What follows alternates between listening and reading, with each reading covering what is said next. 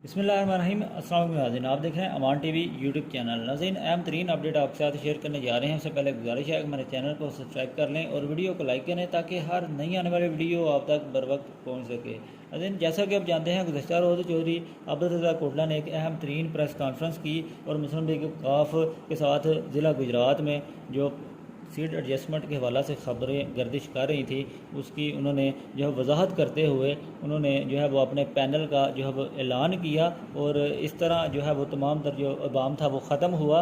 नाज़रीन, आज एक बड़ी ख़बर आपके साथ शेयर करने जा रहे हैं कि चौधरी वजाहत हुसैन कल 11 अक्टूबर बरोज़ बुध को वतन वापस जो है वो पहुँच जाएंगे। मीडिया रिपोर्ट्स के मुताबिक चौधरी वजाहत हुसैन अपने तिबी मुआयना के लिए बैरून मुल्क मुकीम हैं और डॉक्टर की हदायत के मुताबिक अब वो सफ़र कर सकते हैं, लिहाजा कल 11 अक्टूबर को वो पाकिस्तान पहुंच जाएंगे। और इससे बड़ी अहम खबर ये है कि पाकिस्तान पहुंचने के बाद चौधरी वजाहत हुसैन और चौधरी मूसा लाई जो है वो सियासी सरगर्मियों का आगाज़ करेंगे और 15 अक्टूबर को जो है वो नर्थ हाउस में पूरे ज़िला गुजरात से जो है यूथ कन्वेंशन जो है वो मुनक़्क़द किया जाएगा। पूरे ज़िला से जो है वो मुस्लिम लीग काफ के यूथ विंग्स और दीगर जो विंग्स हैं उनके उसके अहदेदारान और जो मेम्बरान हैं, इस तरह जो चेयरमैन हजरात, वाइस चेयरमैन और कौंसलर हजरात समेत जो सरकर्दा शख्सियात हैं ज़िला गुजरात की, वो इसमें जो शिरकत करेंगे। और बड़ी बात यह है कि चौधरी हुसैन लाई की वतन वापसी और इस्तकबाल की तैयारियों के बारे में साथियों और पार्टी रहनुमाओं से मुशावरत करके आइंदा का जो लाएमल है वो तय किया जाएगा और इलेक्शन मुहिम का भरपूर तरीके से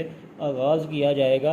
और काफ लीग की जानिब से जो सियासी सरगर्मियाँ हैं उसका बाकायदा आगाज़ होने जा रहा है आइंदा चंद दिनों में। मज़ीद अपडेट्स के लिए देखते रहें अमान टीवी।